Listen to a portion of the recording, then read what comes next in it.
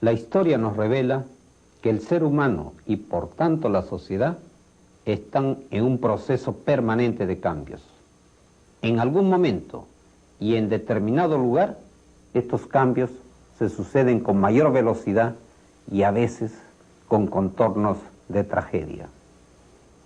En las elecciones de 1990, los partidos tradicionales fueron derrotados, pero en vez de aceptar los hechos y modernizarse, los partidos peruanos trataron, por medio de sofismas, de perpetuar sus privilegios. El Perú es una democracia constitucional estable, cuyas instituciones funcionan bajo la garantía de los partidos, dicen sus líderes. ¿Es exacta esta afirmación? No. Por eso es un sofisma. La historia del Perú revela que, al revés, somos un país políticamente inestable, donde los partidos luchan por el poder para servir a sus intereses particulares. En el Perú y en todas las latitudes hay quienes creen, por conveniencia o por comodidad, que nada cambia, que todo debe permanecer inalterable. Es la lucha entre la acción y la reacción, el enfrentamiento entre la renovación y el inmovilismo, entre el presente y el pasado. El 5 de abril de 1992, el presidente de la República disolvió transitoriamente el Parlamento y declaró la reorganización total del Poder Judicial. El pueblo en todos los sectores aprobó plenamente estas medidas. Se convocó a elecciones. Como jefe supremo de las Fuerzas Armadas y Policiales, recibí en esta decisión patriótica el respaldo de estas instituciones, no para oprimir al país, sino para garantizar el orden público y la seguridad de las personas. El mal gobierno, a lo largo de décadas, debilitó las estructuras políticas, financieras y sociales del país. El terrorismo y el narcotráfico se unieron para apoderarse del país y fundar la primera república cocalera del mundo. El Perú se iba a convertir en un imperio del vicio y del crimen. Murieron en 12 años 25.000 personas. Varios millones iban a morir asesinados si hubiesen triunfado los terroristas. ¿Cuál fue la respuesta de las fuerzas tradicionales? Conspirar para dividir a la Fuerza Armada y para capturar el poder por medio de un golpe de Estado parecido a los golpes de Estado que tradicionalmente ha padecido el Perú, pero con una circunstancia agravante. El golpe de Estado del 13 de noviembre iba a perpetrarse frente al terrorismo en trance de derrota y para impedir las elecciones. La miniserie 3 años que cambiaron la historia, que hoy nos ofrece un epílogo titulado con razón El triunfo del pueblo, ha conquistado la admiración y el aplauso del público por el acierto periodístico con que presenta el proceso político y por habilidad con que un material tan frondoso ha sido editado.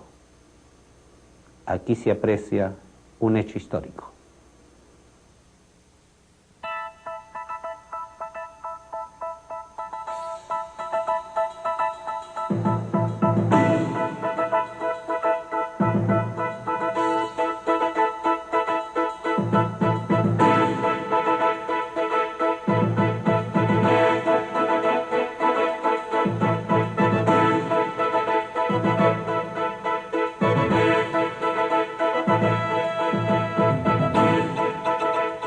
Tres años que cambiaron la historia.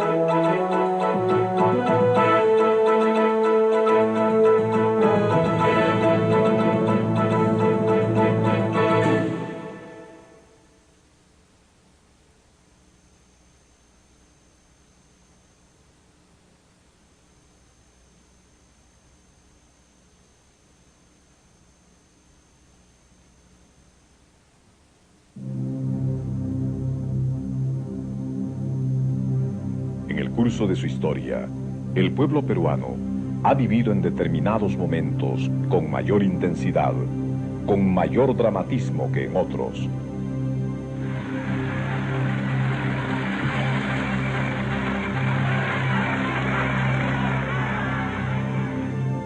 Cuando los problemas estallaban en manos de los gobernantes, los dirigentes tradicionales renunciaban o eran echados, y surgían otros líderes que con audacia enmendaron rumbos y se fijaron nuevas metas. Casi siempre incumplieron sus promesas. Con frecuencia, el pueblo ha sido oprimido, su voz no ha sido escuchada y sus ideales se frustraron. Entonces, echó mano a la violencia.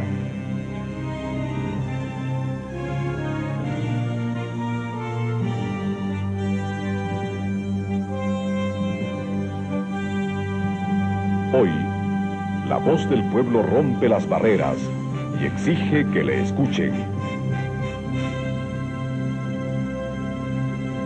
Perú, 1992.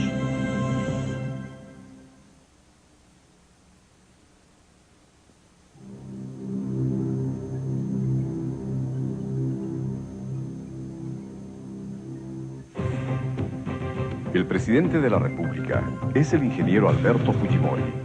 Es la primera vez en la historia de nuestro país que un hijo de padres japoneses es elegido jefe de Estado. A los 20 meses de iniciado su gobierno, Fujimori disolvió el Parlamento, destituyó a los miembros del Poder Judicial, cesó a los gobiernos regionales, postergó las elecciones municipales y asumió las facultades legislativas. Todos los partidos políticos formaron un solo frente contra el presidente Fujimori. Los parlamentarios cesados declararon la vacancia de la presidencia de la República y nombraron para reemplazar a Fujimori al primer vicepresidente, el senador Máximo San Román. Hicieron un llamado a las Fuerzas Armadas para deponer al jefe de Estado y al pueblo a rebelarse contra el gobierno. La comunidad internacional condenó el golpe de Estado del 5 de abril de 1992.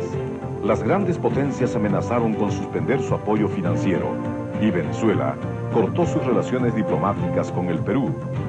El terrorismo, aliado del narcotráfico, ante la desaparición de su caja de resonancia parlamentaria y de la tolerancia del Poder Judicial, lanzó una terrible ofensiva.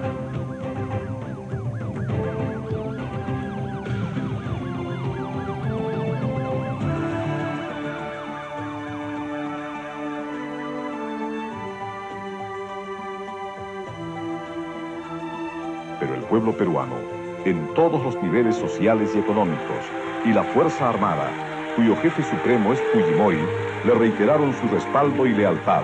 Muchas veces se ha dicho que la situación del Perú es similar a la de una guerra. Guerra contra la crisis económica, guerra contra el narcotráfico y su aliado el terrorismo, guerra contra la corrupción.